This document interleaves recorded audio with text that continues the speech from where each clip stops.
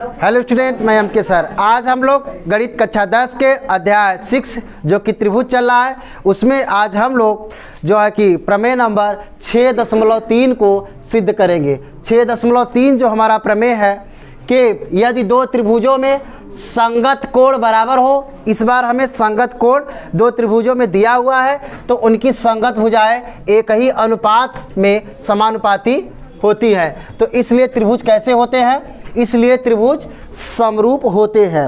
अर्थात हम एक रफ बना करके आपको समझाने का प्रयास करते हैं कि दरअसल हमें दिया क्या क्या है। हमें दिया हुआ है कि एक त्रिभुज ABC और एक PQR में संगत कोण क्या है? बराबर है। संगत कोण बराबर दिया हुआ है, ये दिया हुआ है ना, संगत कोण दिया हुआ है, यानी कि कोण A बराबर कोण P है और कोण B बराबर कोण Q है और कोण C बराबर कोण R है। ऐसा दिया हुआ है। हमें प्रूफ क्या करना है कि संगत भुजाओं का अनुपात यानी AB बटा में PQ और AC बटा में PR, जबकि BC, ये वाली भुजा BC बटा में QR, ये हमें क्या करना है? प्रूफ करना है। तो आप समझ सकते हैं कि ये बटा में कब आएगा? जब तक हम कहीं ना कहीं त्रिभुज में कुछ रचना वगैरह कर करके जब तक कि हम थेल्स प्रमेय तक नहीं पहुंच पाएंगे तब तक हम बटा में नहीं ला सकते हैं। तो हमें सबसे पहले कंस्ट्रक्शन करना होगा, रचना करना होगा और रचना की सहायता से ही हम थेल्स प्रमेय तक पहुँचेंगे और वहाँ से हम इसे जो है कि थोड़ा बहुत हेर फेर करके हम बटा में लाएंगे। आइए देखते हैं शुरुआत से देखते हैं कि क्या करना है हमें अब। तो सबसे पहले हम दो त्रिभुज बना लेते हैं। सबसे पहले हम दो त्रिभुज बनाते हैं।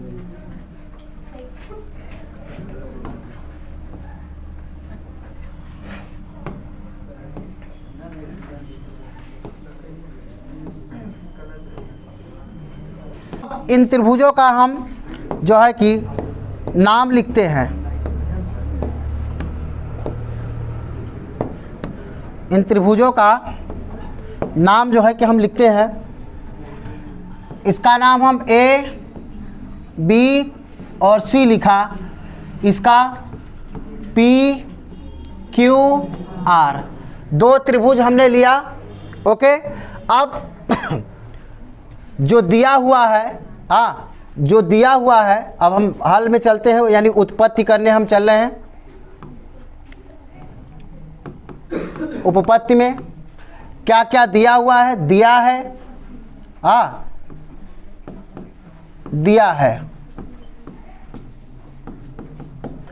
है कोण A बराबर, बोला है ना संगत कोण बराबर है, तो कोण A बराबर कोण P, कोण B बराबर कोण Q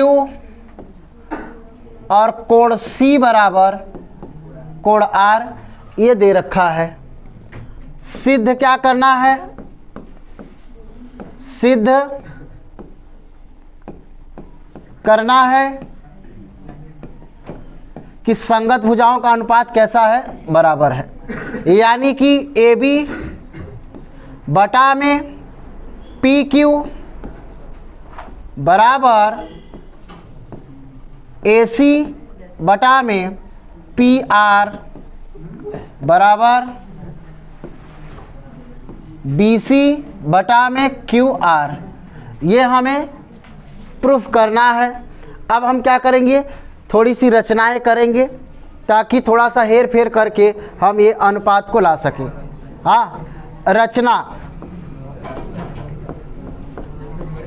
रचना हम किस में करेंगे?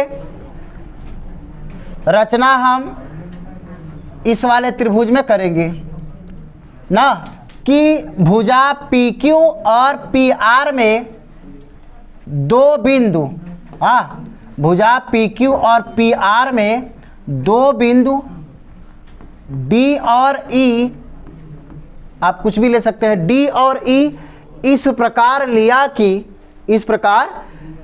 लिया कि थोड़ा सा और नीचे रखते हैं तो ज़्यादा सही रहेगा, थोड़ा सा और नीचे रखा जाए।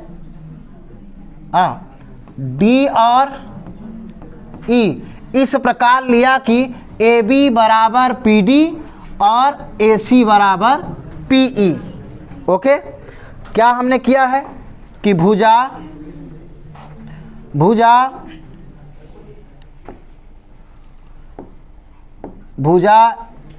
पी क्यू तथा पी आर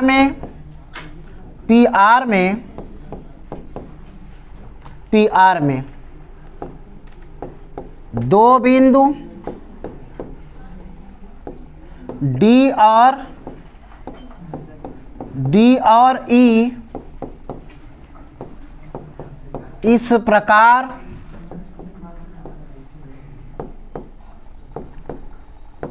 लिया कि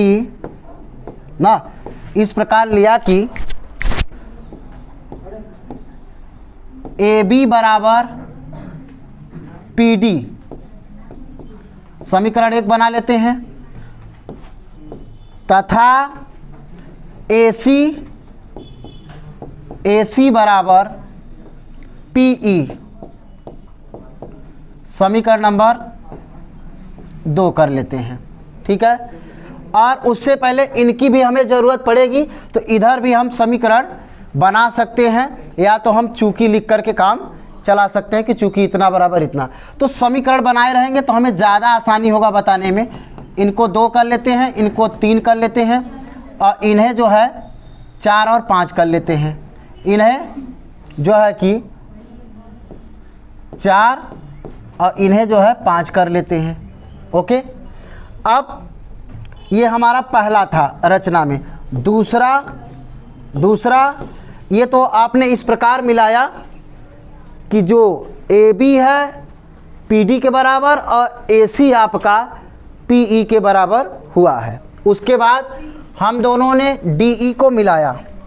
ठीक, दोनों को, यानी कि दूसरे नंबर पे हम क्या लिख सकते हैं कि डी तथा ई को मिलाया, डी तथा ई को मिलाया। ये हमारा रचना कंप्लीट हुआ। ओके, अब हम त्रिभुज इधर ए बी सी तथा त्रिभुज पी डी ई में बात करते हैं। पी डी ई में क्या है कि पहले से ही कोण दिया है कि कोण ए बराबर कोण पी। आप लिख सकते हैं कैसे, समीकरण 1 से। समीकरण 1 से आप देख सकते हैं ना, इस वाले त्रिभुज और इस वाले त्रिभुज में कोण पी बराबर है। और यहाँ पर आप ए बी बराबर पी डी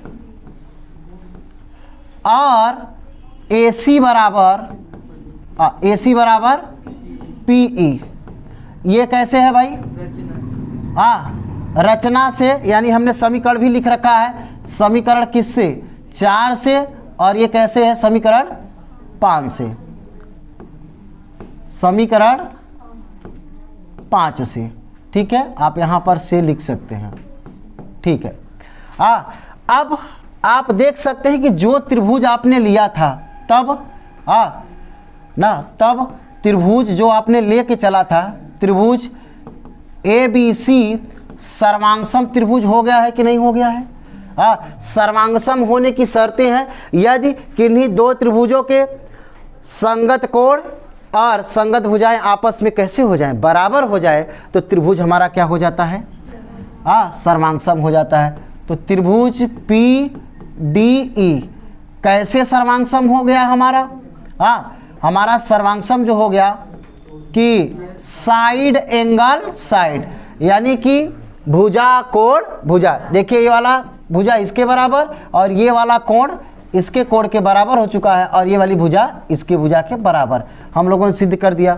तो ये हमने क्या प्रूफ कर दिया भाई, ये हमने ये प्रूफ कर दिया कि जो है कि ये दोनों त्रिभुज कैसे हैं, सर्वांग सम है, और सर्वांग सम है तो सभी अंग कैसे होंगे, समान होंगे। यानी अब हमें जो ज़रूरत है, यदि हमें संगत कोण की आवश्यकता होगी तो हम संगत कोण बराबर कर लेंगे, और संगत भुजाओं का यदि बराबर करना होगा तो संगत भुजाएं बराबर कर लेंगे। तो हमें यहाँ पर ज़रूरत है संगत कोण की। तब अब यहाँ पे आप क्या कर सकते हैं, इसलिए अगर ये सर्वांग सम हो गया है, इसलिए हम क्या लिख सकते हैं कि ये जो कोण B है, ये कोण किसके बराबर कर सकते हैं, D के ना। कोण B बराबर क्या हो जाएगा, कोण D के, क्योंकि ये सर्वांग सम सिद्ध हो गया है त्रिभुज ना। और तथा इसका हम जो है कि समीकरण 6 कर लेते हैं, और ये कोण C जो है, कोण C हम बराबर कर लेते हैं कोण E के बराबर कर लेते हैं, ठीक है। तो कोण C हम कोण E के क्या कर लेते हैं, बराबर कर लेते हैं। ये हम 7 नंबर बना लिए, ठीक है, ये हमने 7 नंबर बना लिया। अब हमें आगे जो है कि बढ़ना है और देखना है कि हमने इनको सर्वांग सम सिद्ध करने के साथ साथ संगत, भाई ये A P के बराबर था तो B D के बराबर हो जाएगा और C E के बराबर होगा। संगत कोण कैसे हो जाएंगे, बराबर हो जाएंगे। अब आगे बढ़िए, आगे बढ़िए। आप देख सकते हैं कि ये जो कोण B है, ये जो कोण B है, कोण Q के भी बराबर है, कोण Q के भी बराबर है।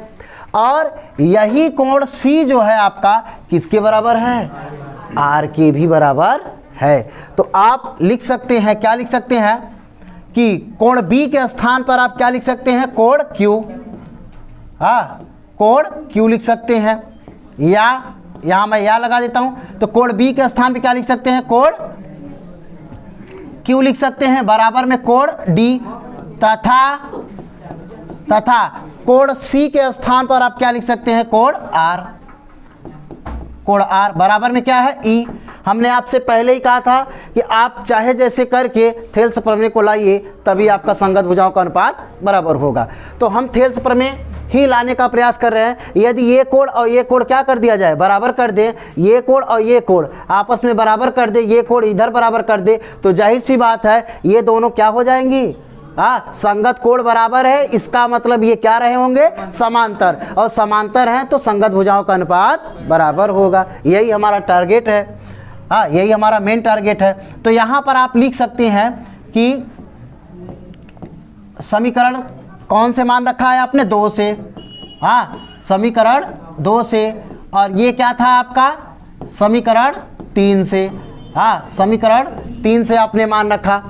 तो आप देख सकते हैं कि कोण D बराबर हो गया किसके, कोण Q के, कोण D बराबर हो गया कोण Q के, और कोण E बराबर हो गया R के। हो गया कि नहीं हो गया। तो अगर ये दोनों आपस में बराबर हो गए,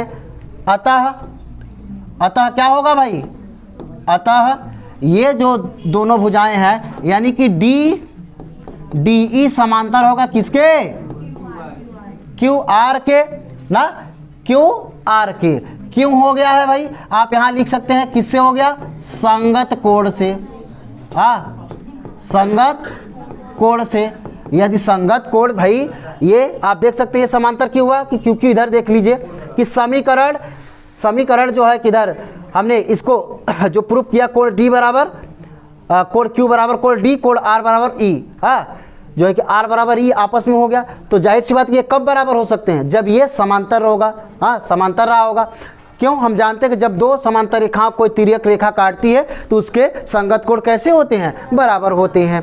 ओके, तो ये हमने क्या प्रूफ कर दिया, समांतर। और यदि ये समांतर है तो हम क्या आएंगे भाई, थेल्स प्रमेय से, थेल्स प्रमेय से, थेल्स प्रमेय से क्या कर सकते हैं, संगत भुजाओं का अनुपात बराबर, संगत भुजाओं का अनुपात क्या होगा, बराबर होगा। PD बटा में DQ बराबर, ऐसे PE बटा में ER। ओके, ठीक है। अब आप यहाँ पे जो आपको प्रूफ करना है, इसे आप ध्यान में रखेंगे ना। आपको क्या लाना है, AB लाना है। क्या लाना है, AB और PQ लाना है। यानी कि AB का मतलब समझते हैं, ये तो AB है, ये है, P से Q लाना है, P से Q, यानी कि आपको पूरा का पूरा भुजा लाना है, आधा नहीं लाना है, पूरा लाना है। तो पूरा कैसे? आधा देखिए ऊपर लिखा है कि नहीं लिखा है, ऊपर जो है कि आपका आधा लिखा हुआ है, लिखा हुआ है कि नहीं लिखा हुआ है, आपका लिखा हुआ है। और आप बड़ी चतुराई से काम करेंगे, जिसका मान आप यहाँ जानते हैं उसको नीचे रखिए, बाकी को क्या करिए ऊपर। आप देखिए बहुत ही आसानी से PD को बचाइए। आप PD का मान यहाँ जानते हैं तो PD को क्या कर दीजिए, नीचे कर दीजिए, ताकि हम बदिया में से क्या कर लेंगे, रिप्लेस कर लेंगे। और अगर ऐसे ही आपने काम किया तब तो नहीं आएगा। अर्थात हमें क्या करना है, हमें AB और PQ लाना है। ये P से Q लाना है। आपको कहाँ मालूम है, आपको जो है, आपको मालूम क्या है, देख रहे हैं कि P से DI मालूम है, P से D मालूम है और D से Q। तो हमें क्या करना है, जबकि यहाँ P से Q लाना है, तो आप जानते हैं कि हम क्या करते हैं, दोनों पक्षों में 1 जोड़ते हैं। लेकिन वो भी बहुत ही चतुराई से, बहुत ही होशियारी से, कि हमें अगर हमने DQ बचाया, यदि हमने DQ बचाया तो हम उसे रिप्लेस नहीं कर पाएंगे, कहीं पर बराबर हम नहीं दिखा पाए हैं और वो मैटर जो है कि फंस जाएगा। इसलिए चतुराई से कि किसका वैल्यू हम जानते हैं, आप देख सकते हैं PD का मान हम जानते हैं, बाद में हम PD को AB से बदल देंगे, ठीक है। तो इसलिए क्या करेंगे, दोनों पक्षों का व्युत्क्रम करके 1 जोड़ने पर, ठीक है, दोनों पक्षों का व्युत्क्रम करके 1 जोड़ने पर, दोनों पक्षों का व्युत्क्रम करके 1 जोड़ दीजिए। तो देखिए व्युत्क्रम का मतलब DQ ऊपर गया, नीचे क्या आया, PD आया, +1 कर दीजिए। इसी प्रकार इधर ER ऊपर गया है और नीचे क्या आया है, PE आया, PE और +1। अब एलसीएम ले लीजिए, क्या लेना है, एलसीएम। तो एलसीएम लीजिए आप आराम से।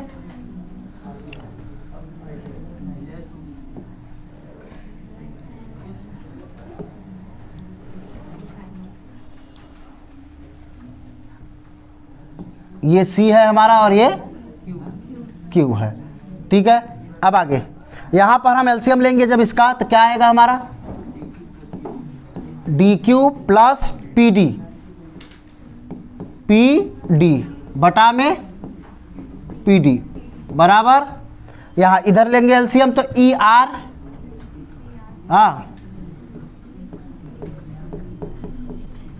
ER और प्लस में PE बटा में है आपका PE।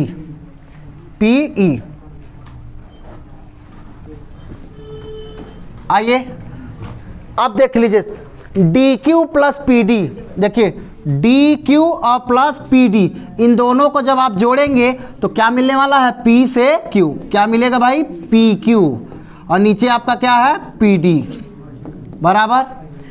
ऐसे ही ER और प्लस PE जोड़ेंगे तो क्या मिल जाएगा, पूरा इनको जोड़ेंगे तो मिल जाएगा आपका PR, ओके। अब नीचे PE, हाँ। अब आपको देखिए मैंने कहा कि आप हटा सकते हैं PE, देखिए PD बराबर क्या है, समीकरण जो है 4 से AB और समीकरण 5 से PE बराबर क्या है, AC, क्योंकि हमें जो लाना है उस हिसाब से बात किया जाएगा, ठीक है। तो आप समीकरण क्या है आपका, समीकरण यहाँ समीकरण, हाँ, समीकरण 4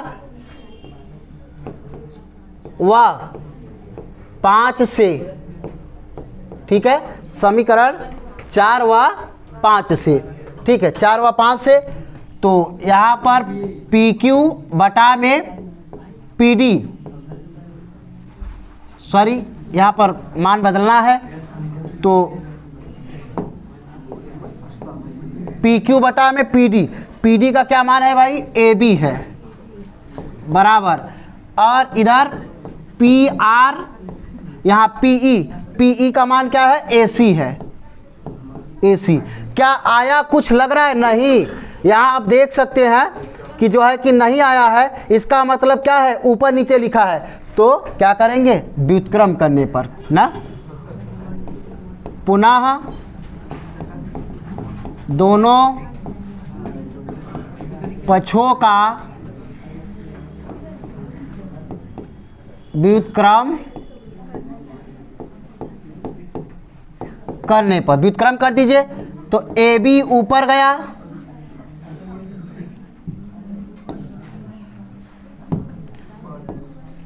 ए बी ऊपर गया और पी क्यू नीचे आया। इसी प्रकार ए सी ऊपर गया और पी आर नीचे आया। तो क्या हमने प्रूफ कर दिया कि नहीं कर दिया? कर दिया है। देख रहे हैं आप, हमने जो है जो लाना था वो प्रूफ कर दिया है। हाँ, कि ए बी बटा में पी क्यू बराबर ए सी बटा में पी आर हमने ला दिया। अब आप कहेंगे कि एक छूट गया है। इसी प्रकार से जब मैंने इधर किस भुजा में लिया था भाई, किस भुजा के समांतर ये लिया ना, दो भुजा पी क्यू और पी आर में लिया था, आप इधर से ले लीजिए। हाँ, एक भुजा पी आर और क्यू आर में लीजिए, तो इधर से लेंगे तो ये पी क्यू के समांतर होगा। इसी प्रकार से आपको पूरा नहीं दिखाना है, इसी प्रकार से आप आगे भी सिद्ध कर सकते हैं। तो आपको बस एक लाइन और लिखना है। हाँ, एक लाइन आपको और लिखना है कि इसी प्रकार, इसी, हाँ इसी प्रकार ना, इसी प्रकार ये टोटल आपको लिख देना है। इसी प्रकार ए बी ना बटा में, इसी प्रकार आपको